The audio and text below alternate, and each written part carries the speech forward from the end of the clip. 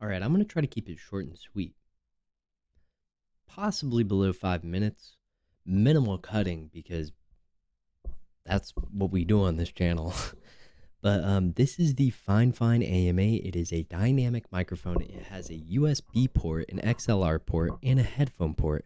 Now, what I will say about this microphone is when you have it plugged in via XLR, you will not get the benefits of you will not get the benefits that you would get in the USB Type C mode. Therefore, you will not be able to control the microphone volume, the headphone volume, and you will not get in microphone monitoring if you just have it plugged into the XLR.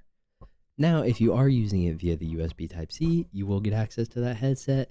You will get to adjust the volume of the headphones that you're using. So if I was using these, I can adjust the volume via here, and you can adjust the microphone volume. Basically, you don't need an audio interface for this microphone. But if you do have an audio interface for any microphone, you can plug this bad boy right into it. No phantom power needed. But I had an issue with my audio interface. I noticed when I plugged this microphone in, I did have to raise the gain to about halfway. Now there is given the only XLR mic I've ever used on my interface is my Shure SM57 and this bad boy. The Shure SM57 requires phantom power, so when I had my Shure SM57 hooked up without phantom power, I would turn my gain all the way up on my audio interface, and I would get a hissing noise. I noticed that is a familiar thing with, microphones that need phantom power. So, I got a FET head for my SM57, and, at the time I was planning on upgrading to a 7B at some point. So I was like, a FET head won't kill me. It'll be, future proof. So I have that laying around. I plug this microphone into my audio interface, and I turn it up halfway, and I hear a hissing noise. Now, I don't know a lot about audio interfaces, but I have a Steinberg UR12.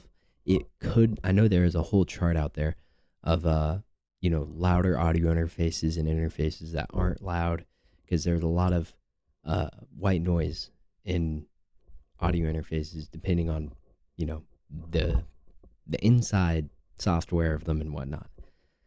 So I did end up hooking up the FET head onto my AM8, and that's what I'm using right now. So technically I have this mic phantom powered, but it's honestly not the end of the world if you don't, I don't think it's a persistent issue. Other reviews I've seen have not mentioned the kind of airy noise, the white noise in the background, and at least I haven't heard it. So it might just be a me problem, which more than likely it is. But yeah, I think I also forgot to mention you get RGB in the USB Type-C mode, so you can have this thing glowing rainbow, blue, green, red, white, purple. It's very cool. Honestly, for the $40 to $50 range, I highly recommend this microphone. I mean, honestly, if this microphone existed before I got my SM57, who knows if, this would even be a review I'm making right now. I might already have this microphone, because this thing sounds nice. It sounds very, very nice. Now that we're done glazing this microphone, I do have one little grip. It's a great microphone overall, but it does have issues. A lot of handling issues. That makes sense. They had to cut corners somewhere, and why not the build quality of the microphone? I mean, given if you're a streamer or you're recording, you're probably not going to be moving your mic around a lot, so it will just naturally sound good. That's really the only issue I've had with it. And I mean, honestly, for $45, I'm not complaining. I rate it a 9 out of 10.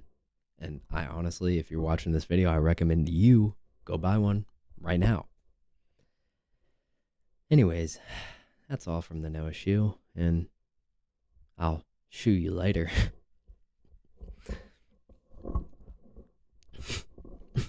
Shoe you later.